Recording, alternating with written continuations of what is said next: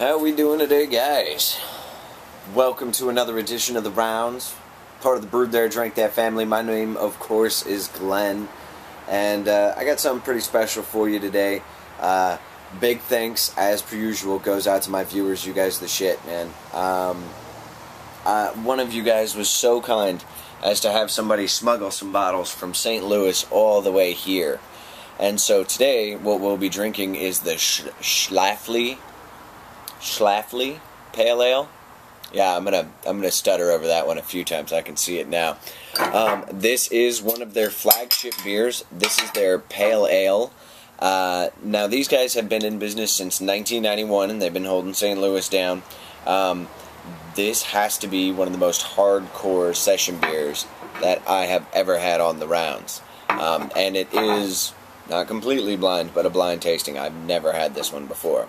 What I can tell you is that this is probably one of the most traditional interpretations I've heard of an English Pale Ale stateside in quite some time. It's 4.4% alcohol by volume. It's 25 IBUs. It consists of East Kent Goldlings, North Down, and Pilgrim hops. They used caramel and two-row for the malts.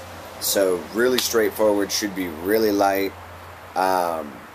25 IBUs puts it right in line with some of the classic German lagers, but again, this is a pale ale. So we can see she's filtered. She's a nice rusty orange color to her. I'm seeing a good bit of effervescence from the bottom of the glass. The head seems well structured, a little on the tannish side. Oh wow.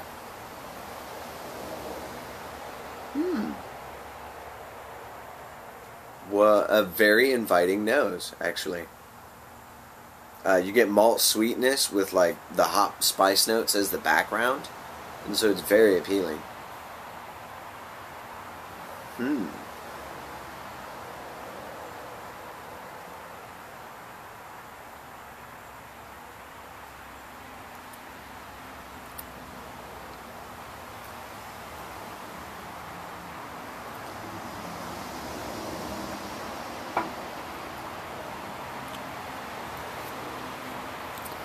I'm getting an interesting kind of nuance off the caramel malt. This is definitely a malt-driven pale ale, but it's not malty per se.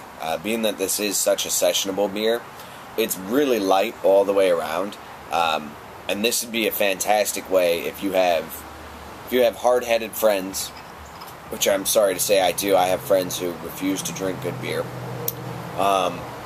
This might be a fantastic way to actually get them into like pale ales and whatnot. Really well done, very light. I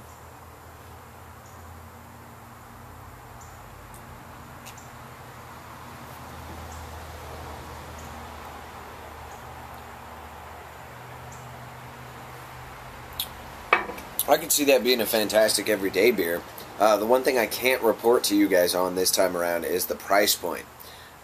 Typically, when my viewers bring stuff in, I don't bother to ask too many questions. I say, "Thank you for the beer, and you're awesome," and that's about where my brain stops.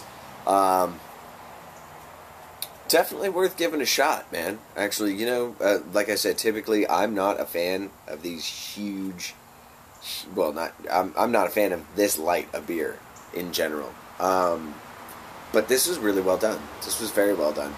I also think it would be a fantastic option for cans as well, being that it is 4.4%, and I mean at 25 IBUs, it seems like it would be a fantastic candidate for canning. Maybe even doing some of those party cans, those 1.5s maybe. Because this is something you can pour around and not really have to worry about it, as opposed to, you know, like an Imperial IPA or anything like that. Really well done. I would give it a shot. 1 to 10-ish. I'm going to give it like a 6.5 or 7 for being this light. It's pretty tasty, man. Thanks for joining us here on The Rounds, guys. I will see you next episode, next week, next pint, next channel. No, it'll be the same channel.